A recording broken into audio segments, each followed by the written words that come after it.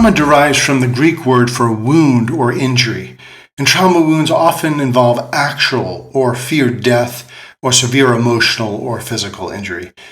And events likely to inflict trauma include events of various kinds, such as war, mass shootings, domestic violence, racial discrimination, natural disasters, and other tragic and challenging events such as those. Gabor, writing in The Myth of Normal, states that trauma is a psychic injury lodged in our nervous system, mind, and body, lasting long past the originating incidents, triggerable at any moment. Judith Herman, a pioneer in trauma research, she states that traumatized people feel utterly abandoned, utterly alone, cast out of the human and divine systems of care and protection that sustain life. Thereafter, a sense of alienation, of disconnection pervades every relationship, from the most intimate familial bonds to the most abstract affiliations of community and religion. When trust is lost, traumatized people feel that they belong more to the dead than to the living. Very powerful quote.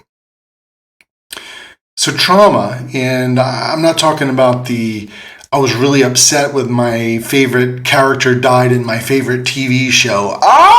Kind of trauma. No. Talking about trauma, real trauma, has a knack for getting under our skin, messing with our nervous systems, and leaving us feeling out of whack long after the initial traumatic event. And who among us has not experienced trauma? Gosh, we live in a culture of trauma within a traumatized world.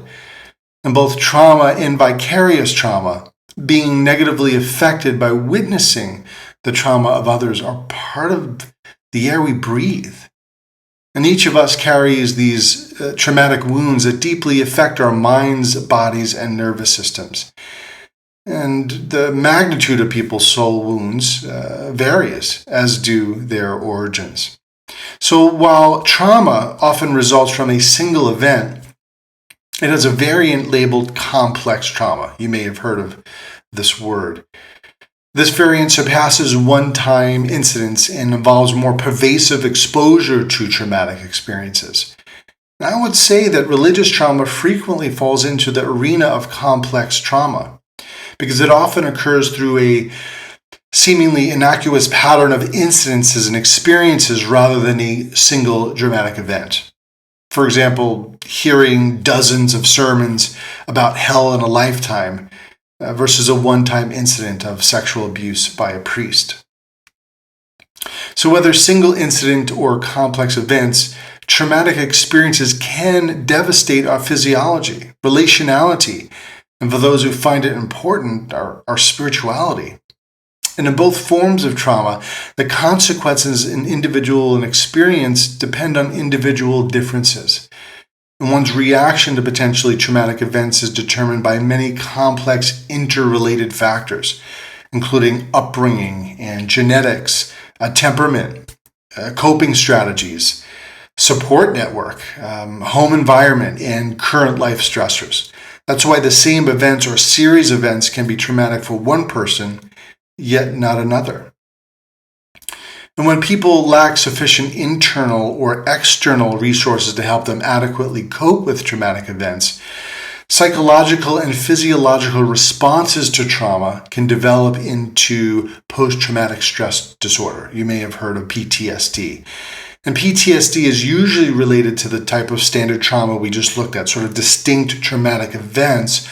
Well, complex PTSD, C-PTSD, arises from complex trauma, a series of traumatic events experienced repeatedly over a long period of time. And the consequences of religious trauma can be often categorized as C-PTSD. And clinicians commonly group PTSD's symptoms into three broad categories. One, re-experiencing the traumatic event through intrusive memories, nightmares, or flashbacks. Two, avoiding experiences related to the trauma. And 3, feeling hypervigilant as a default state where one's nervous system is constantly on alert, expecting peril at any moment.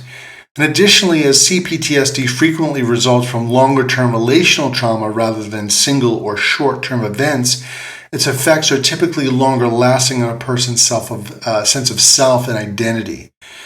As a result, it can profoundly compromise their sense of trust and safety in the world, can often cause a person to feel deeply flawed, tainted, or broken, and can increase difficulties in regulating emotions and contribute to relationship difficulties. And so those affected by complex trauma they're often challenged with feeling comfortable in their own bodies and may struggle to convey core wants and needs and desires. Relationships, as I mentioned, can be hard and challenging.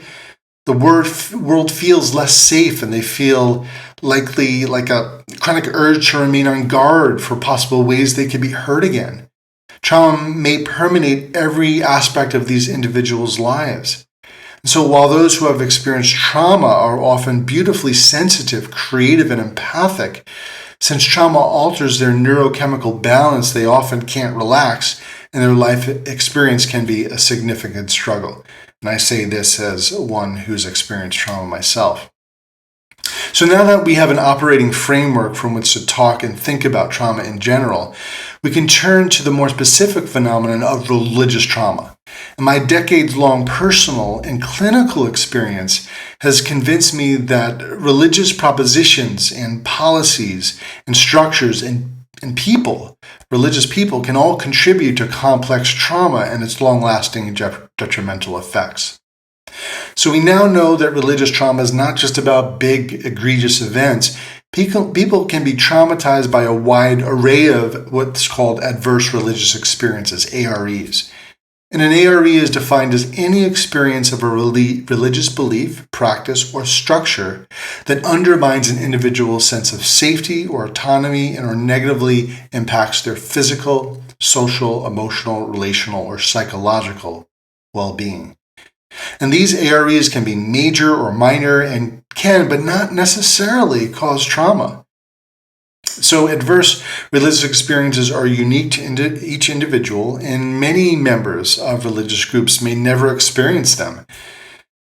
And religious trauma, experts define as, and it's a profound definition, the physical, emotional, or psychological response to religious beliefs, practices, or structures that is experienced by an individual as overwhelming or disruptive and has lasting adverse effects on a person's physical, mental, social, emotional, or spiritual well-being.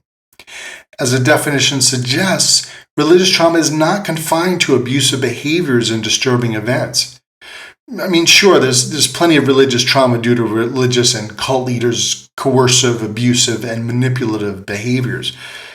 We now know that religious beliefs in and of themselves can indeed cause considerable harm that manifests as trauma after the fact. Indoctrinated beliefs can be traumatizing, and religious beliefs can carry tremendous power to either heal or harm. And toxic and traumatizing theologies have consequences and lasting effects. For example, the threat of eternal conscious torment by an angry, wrathful deity would certainly seem to qualify as a religious belief that could cause considerable trauma. And my book, The Diabolical Trinity, is on that topic. And therapists have noted that various teachings on sexuality and sexual purity also cause clear psychological damage. Religious teachings on the end times, female submission in abusive relationships, mental illness, and teachings on demons have also been categorized as traumatizing for some. And our field has only recently begun to recognize and legitimize this type of trauma. For me, religious trauma symptoms, they occurred gradually over time. It's similar to drinking water contaminated with toxic metals, where an individual is unaware of the slow drip poison that slowly seeps into their bodies. And I've also experienced, and many others, a couple of jarring religious traumatic events. That was likened to an earthquake that instantly shakes an individual's foundation and leaves them struggling to regain their footing in the world. But I'll say this, since trauma is subjective, it's important we don't get bogged down by requiring a precise cluster of symptoms or a pristine academic definition of religious trauma. They are undoubtedly helpful and necessary for the wider academic psychological community to take religious trauma seriously. However, what is paramount is the lived experiences of those who painfully shout, "This was traumatic to me." And we're invited into people's stories of trauma, into their hearts. We're encouraged to listen carefully to the intricate ways their trauma intersects with their view of self, others, and the world around them. Let's bring this home with an example. Consider Elizabeth Baker's story. Elizabeth is a suburban mom from Texas who has written extensively about her journey away from the conservative Christian tradition within which she was raised, while still wanting to follow the life and teachings of this Jesus character. And she grew up believing, "I was born with my sinful nature," she says. And I quote, "According to the church, I deserve death simply for existing, right? Our righteousness is as filthy rags." And this and other foundational tenets her parents and church taught her throughout childhood caused bitter distress to her. And despite Elizabeth having documented her spiritual journey out of the religious tradition that caused significant emotional pain, she remained haunted by her religious past. In writing about her trauma, she shares this, and I quote, "I don't sleep through the night anymore. I suffer from nearly daily panic attacks and almost constant anxiety. The source of my joy, my security, and my identity has vanished, leaving me with an angry grief that almost no one in my immediate circle understands. I have relationships that were once life-giving but have turned toxic. I feel manipulated, deceived, and abused. And why? The church that raised me is gaslighting me." Wow. Anxiety attacks specifically tied to Elizabeth's former religious beliefs destroyed her quality of sleep. The lack of sleep and an overall hypervigilance caused her nervous system to pump her full of the stress hormone cortisol, keeping her on edge. And anxiety was a constant companion, and grief and anger were ever present sparring partners. And discovering her true identity or conjuring up any sense of joy disoriented her. And it was clear. Elizabeth realized she was in an abusive relationship with a toxic religious system. Have you ever found yourself entrenched in a high-control religious setting? Have you faced distressing or adverse religious experiences within a religious context? Do religious teachings, figures, music, or social media content trigger unsettling emotions within you? Are you constantly preoccupied with thoughts or fears related to religious consequences or judgments? Have you experienced rejection or condemnation within your religious community due to changing your beliefs or due to your sexual orientation?